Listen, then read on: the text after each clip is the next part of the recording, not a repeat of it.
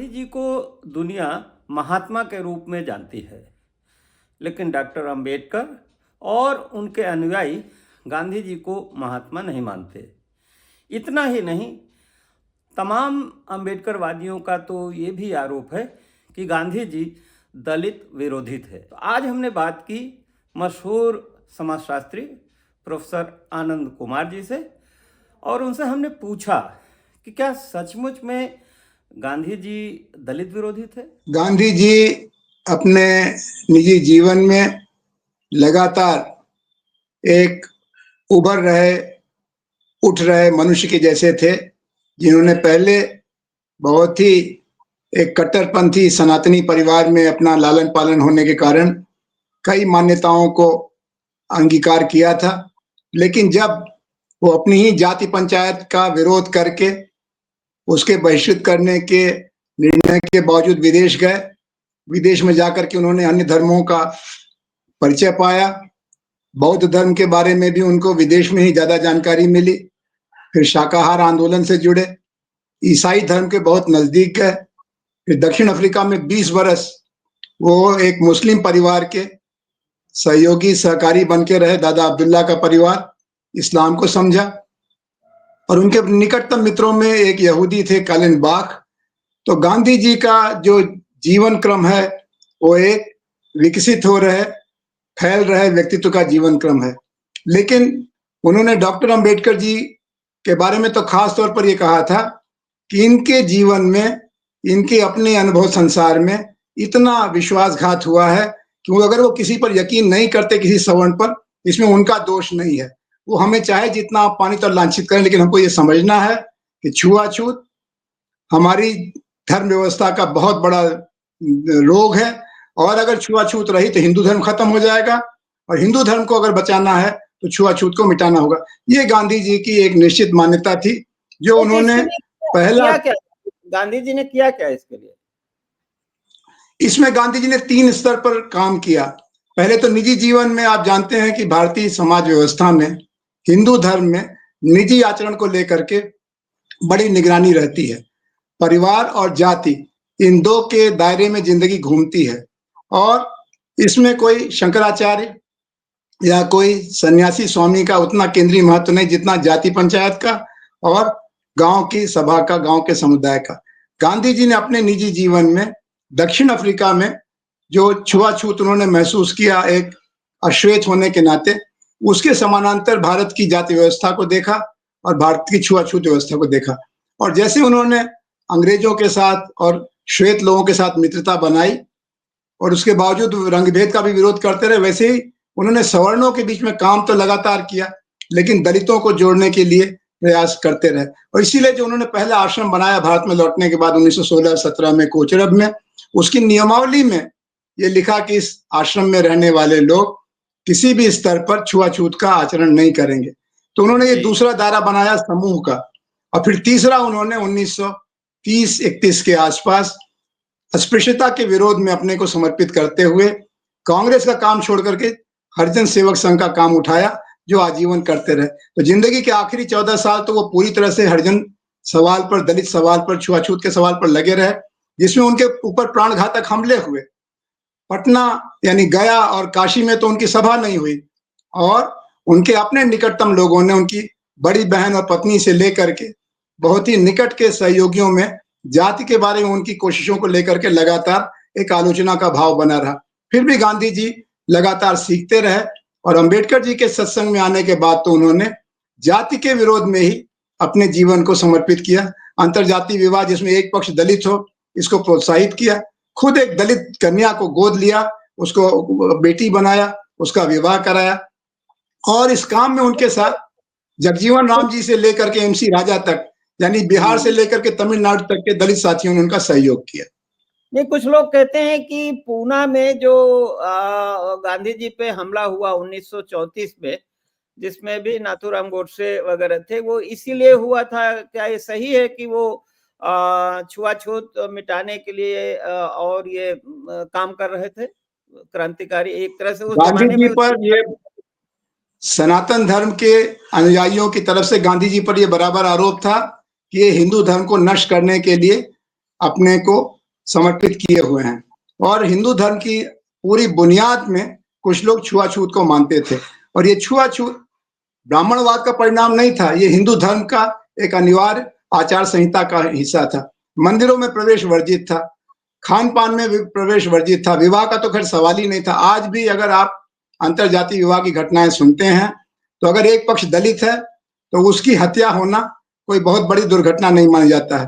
तो भारत में छुआछूत को लेकर के जो सैकड़ों बरस की मैल जमी हुई है, गांधी जिसको मिटाना चाहते थे, इसको कुछ लोगों ने परिभाषित किया, खासतौर पर सनातन धर्म के मानने वालों ने, कि ये हिंदू धर्म को मिटाने की कोशिश है।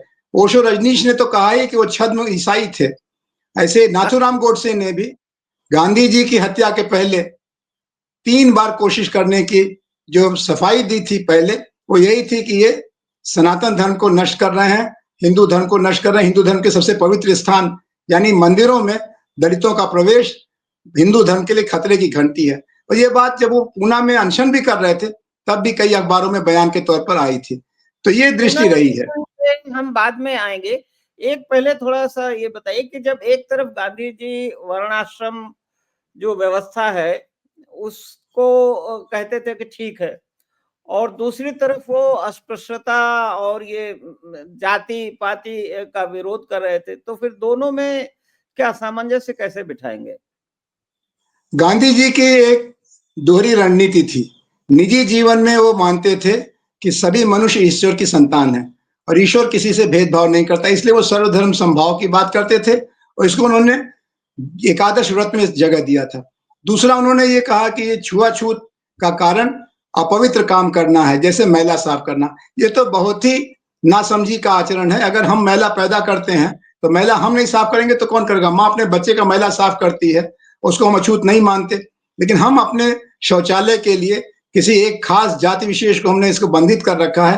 ये बहुत शर्मनाक इतिहास है और इतिहास का सच है, इसको दूर करना होगा। लेकिन गांधी जी की ये मान्यता थी कि हमें इसको दूर करने के लिए समाज में सांस्कृतिक परिवर्तन करना पड़ेगा, सरकार के फैसलों से ये परिवर्तन नहीं होगा। वो राज्य सत्ता की मर्यादाएं और सीमाएं जानते थे, इसीलिए गांधी जी ने पहले निजी जीवन में छुआछूत को दूर किया, उसके बाद अपने आश्रम में छुआछूत को दूर करने का प्रयोग किया, जिसमें शुरू के दिनों में जब एक दलित दंपत्ति उनके आश्रम का हिस्सा बन गया, तब उनके बनाए खाने को खाने से इनकार किया आश्रम के लोगों ने। शुरू उनकी बड़ी बहन रलिया बहन ने किया। रलिया बहन के आचरण को देख करके उनकी पत्नी कस्तूरबा ने कहा कि जब दीदी नहीं खाएंगी तो हम कैसे खाएंगे। तो गांधी जी ने रलिया बहन को विनम्रता से कहा कि आश्रम का तो यही नियम है, अगर आप इस नियम को नहीं मानती तो आपको आश्रम छोड़ना पड़ेगा। उन्होंने अपनी बड़ी बहन को, जो माता जैसी थी, अपने आश्रम से बाहर किया। फिर कस्तूरबा अपनी संतानों को लेकर चली गई। आश्रम के बाकी लोगों ने भी आश्रम बंद कर के लिए आश्रम से अपने को अलग किया। शहर से जो चंदा मिलता था वो मिलना बंद हो गया, लेकिन गांधी जी ने अपना संकल्प नहीं छोड़ा। जब कुल 3 लोग रह गए, 2 दलित पति पत्नी और गांधी जी खुद, तब कहीं से एक चंदा देने के लिए एक सेठ आए और उन्होंने कहा कि आप बड़ा काम करें, हमारी हिम्मत खुल के आपकी मदद करने की नहीं है।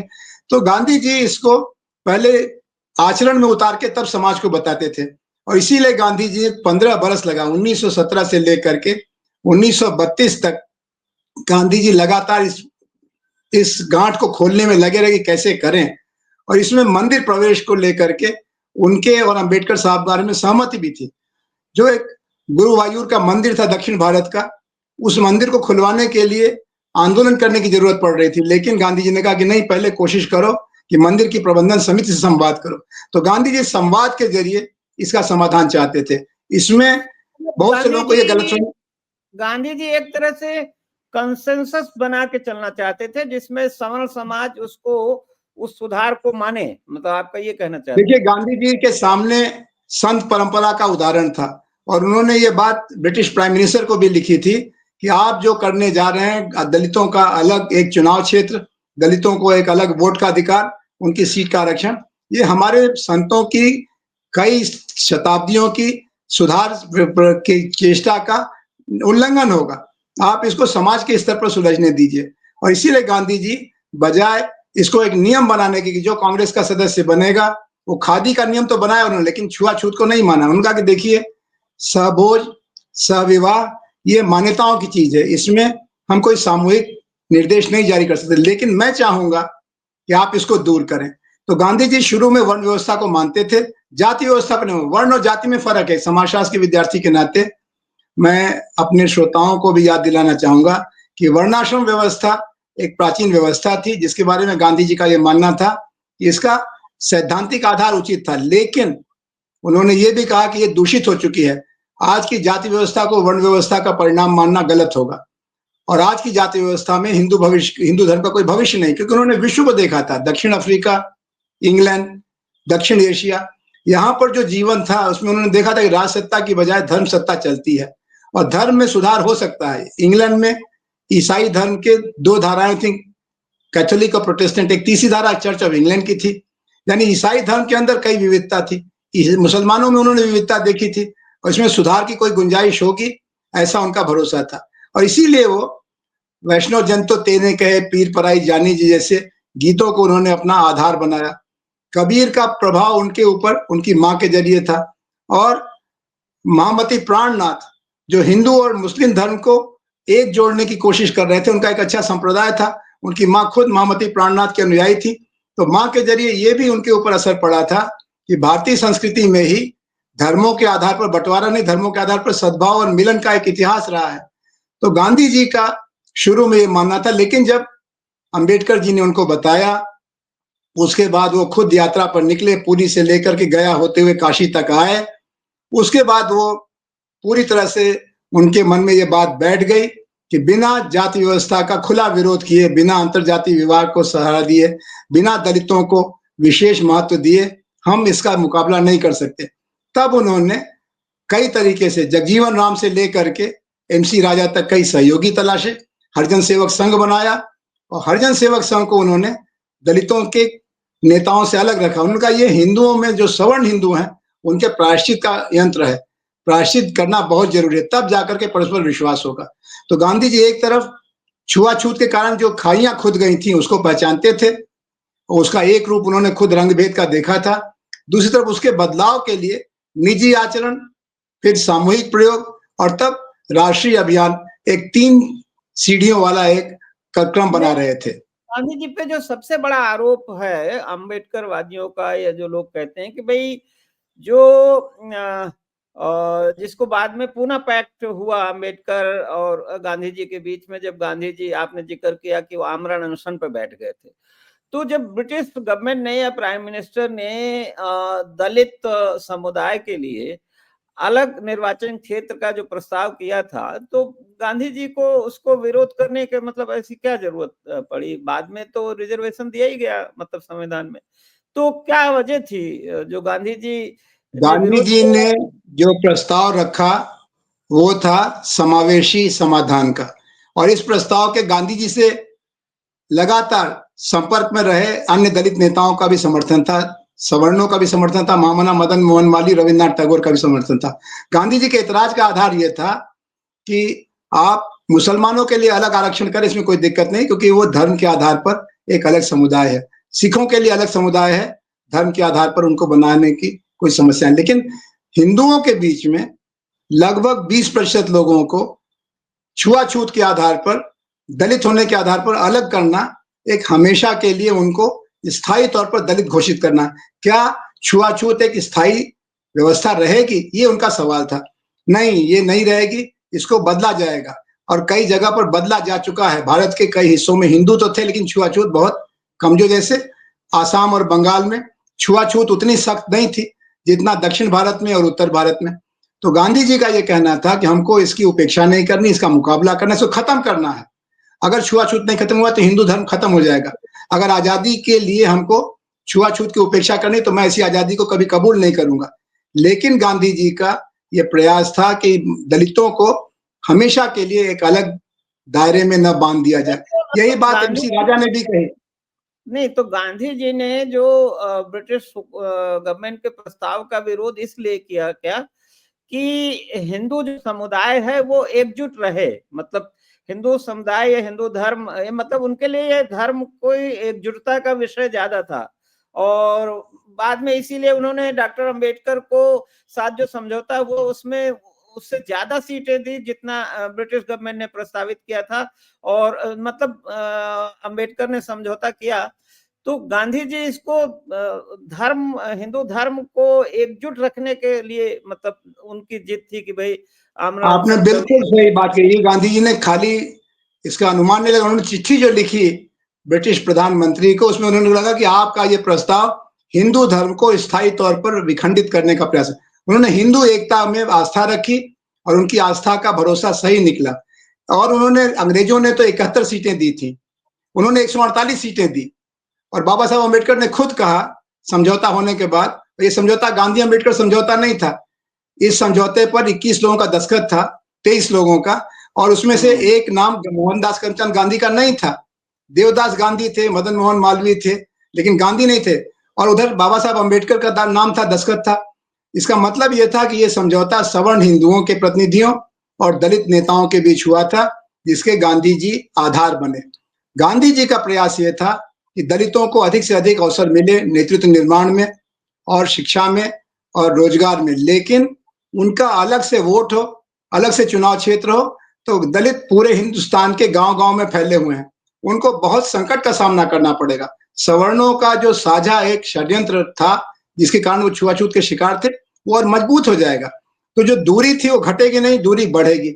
इस बात को बाबा साहब अम्बेडकर ने अपने भाषण में पूना के समझौते के बाद जो सभा हुई उसमें भी कहा, वो पूरा अक्षरशः बयान भी है, जिसमें उन्होंने कहा कि मुझे तो इस बात का ताज्जुब हुआ कि जब कभी हम लोगों में विवाद हुआ सनातन धर्मियों में और दलितों में, और हम गांधी जी के पास मुद्दे को लेके गए, तो उन्होंने हमारी बात को माना, हमारे पक्ष का समर्थन किया। मुझे अफसोस खाली इसी बात का है कि राउंड टेबल कॉन्फ्रेंस में 1931 में जब गांधी जी बोले, तो वो हमारे दृष्टिकोण से इतनी दूर क्यों चले गए थे। दूसरी तरफ गांधी जी का यह कहना था कि अम्बेडकर जी का हमारे ऊपर भरोसा नहीं है, इसके लिए हम उनको दोष नहीं देते, लेकिन मेरा भरोसा है, मेरा यकीन है कि हिंदू धर्म में इतनी क्षमता है कि वो इस पाप का प्रायश्चित करेंगे, और उनका ये भरोसा सही निकला।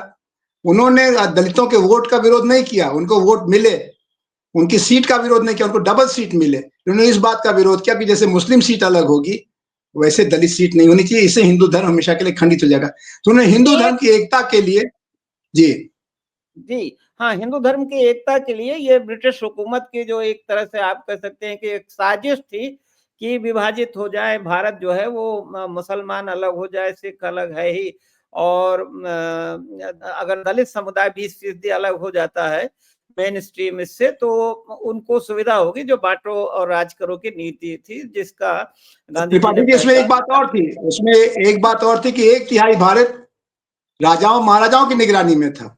मैसूर, हैदराबाद, ग्वालियर, बड़ौदा, ये सब अंग्रेजी राज का हिस्सा नहीं थे, सब अलग अलग रियासतें थी, जिनको अंग्रेजों ने अलग से बांट रखा था। तो बांटो और राज करो का उनका बड़ा भारी एक कार्यक्रम था। तो ये खाली हिंदू मुसलमान दलित और सवर्ण का मामला नहीं था, ये जो हिंदू राजाओं का मामला था, ये भी इसमें था, उनका अलग प्रतिनिधित्व होने की गुंजाइश थी। तो भारत जो आज 1 अरब 40 करोड़ का भारत है, ये 2/3 खंडित हो जाता। 1/3 तो खंडित हो ही गया बांग्लादेश और पाकिस्तान की शक्ल में, और जो बाकी राज्य थे वो भी अपने को स्वतंत्र घोषित करने की कोशिश कर रहे थे। तो गांधी जी को कई मोर्चों पर लड़ना था। बाबा साहब सिर्फ दलित प्रश्न को देख रहे थे, और उस दलित प्रश्न को देखने में उनको लगा कि गांधी जी विरोध कर रहे हैं। अच्छा, तो मतलब अंबेडकर जी का, डॉक्टर अंबेडकर का जो मेन कंसर्न दलित कम्युनिटी थी, और गांधी जी का पूरा मतलब हिंदुस्तान की आजादी और हिंदुस्तान के सारे लोगों को वो और हिंदू कर रहे एकता, थे। हिंदू और एकता, हिंदू एकता, और हिंदू फिर कौमी एकता भी उनका था। हिंदू एकता के साथ साथ हिंदू मुस्लिम एकता भी, हिंदू और सिखों के साथ भी निश्चित पूरे तौर पर राष्ट्र। वो बिना हिंदू एकता के हिंदू मुस्लिम एकता का सपना गलत होता। तो वो दोनों बातें कहते थे, दोनों आंखों से देखते थे। एक तरफ हिंदुओं के अंदर जो दोष थे, खासतौर पर छुआछूत का, स्त्रियों का, और दूसरी तरफ जो हिंदू मुसलमान के बीच में गहरे अविश्वास का दायरा था, दोनों को एक साथ संबोधित करते थे, और बिना एक के दूसरे को करना उनको कठिन लगता था।